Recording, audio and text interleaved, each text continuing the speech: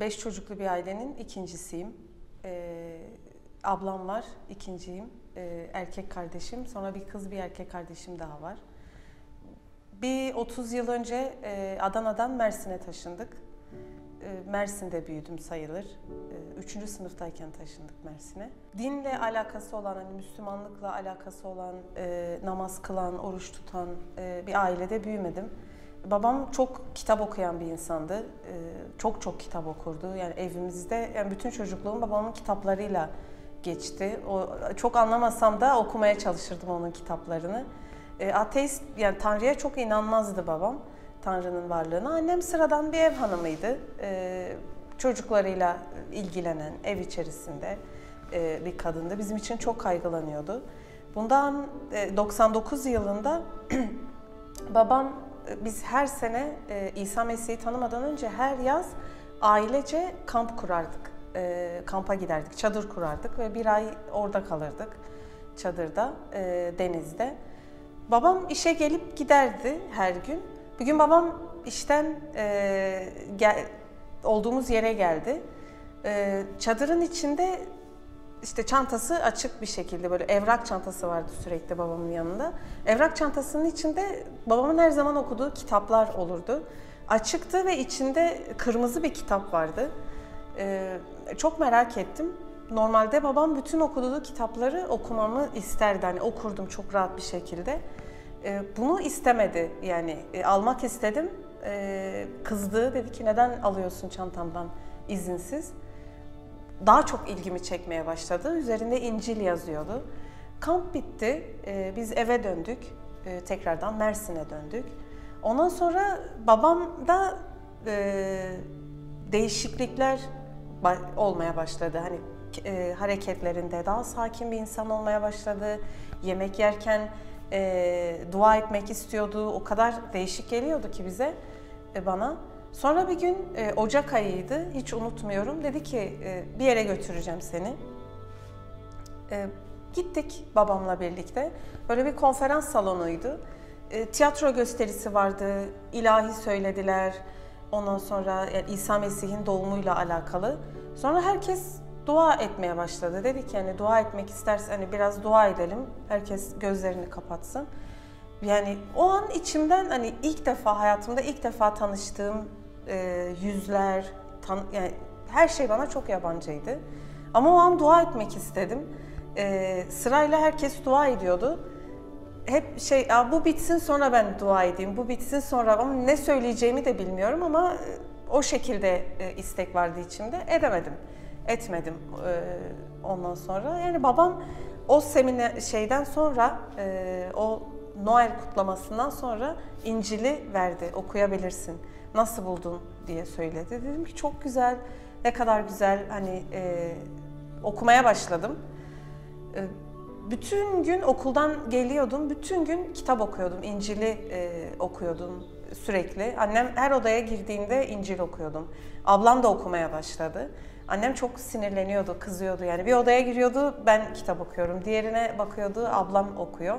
Çok kızıyordu ve haklı olarak bizim için kaygılanıyordu. Hani ne olacak, yani okudunuz, hani ne olacaksınız ondan sonra diye. İncil'i okuduktan sonra küçük bir tanıklık kitabı babam eve getirdi.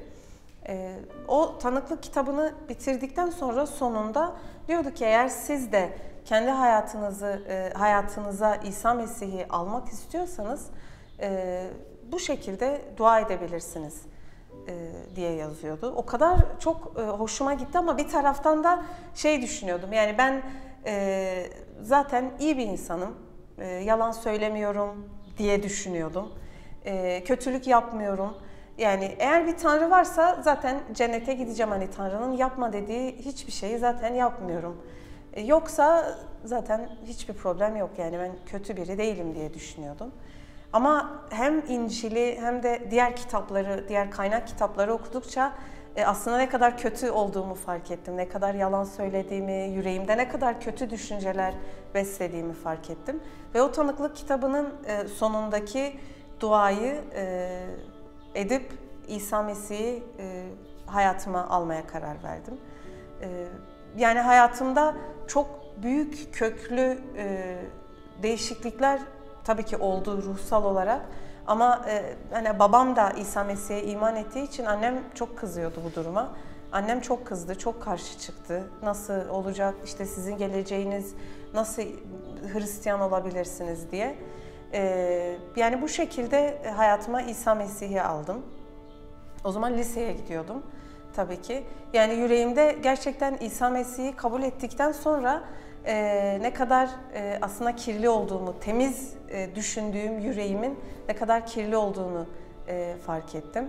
Bunu fark ettikten sonra çevremdekilere de anlatmaya başladım. Arkadaşlarım, öğretmenlerim, okulda çok anlatıyordum hani böyledir, şöyledir diye. Yani tabii ki çok dalga geçtiler, inanmadılar. Akrabalarımız özellikle uzun bir süre konuşmadılar bizimle. Yani bu şekilde oldu. İsa'ya iman ettikten sonra hayatımda neler değişti? Daha önce söylediğim gibi ben çok iyi biri olduğumu düşünüyordum. İnsanları seven, yardım etmeyi seven, sürekli yardım eden, iyilikleri için uğraşmayı seven biri olduğumu düşünüyordum. Ve bu şekilde yapıyordum. Ama İsa'ya iman ettikten sonra kelamda da yazdığı gibi diyor ki herkes günah işledi ve Tanrı'nın yüceliğinden yoksun kaldı. Yüreğimi fark ettim. Yani yüreğim, en başta yüreğim çok değişti. Öfkeleniyordum ve bunun hiç kötü bir şey olduğunu düşünmüyordum. Yani o kadar çok inandığım yalanlar vardı ki. Yani öfkelenip bir kardeşime karşı onu yüreğimde öldürebiliyordum. Yalan söylemediğimi düşünüyordum ama ne kadar çok yalan söylediğimi fark ettim. Yani hayatımda İsa Mesih'e iman ettikten sonra en büyük değişiklik kendi yüreğimi fark etmem oldu. Ve bu yalanları hayatımdan Rabbin adıyla tek tek çıkartmaya çalıştım. Kutsal kitapta beni en çok etkileyen İsa Mesih'in söylediği, hiç yapmadığı hiçbir sözü söylememiş olmasıydı. Ne söylüyorsa, yani bugün dünyanın birçok konuşmacıları, en büyük felsefeciler, hani birçok kişiler, örnek alınan birçok yazarlar, şairler, çok güzel sözler, insanların hayatını derinden belki etkileyen sözler söylüyorlar. Ama belki %1'ini yapmıyorlar. İsa Mesih öyle değildi.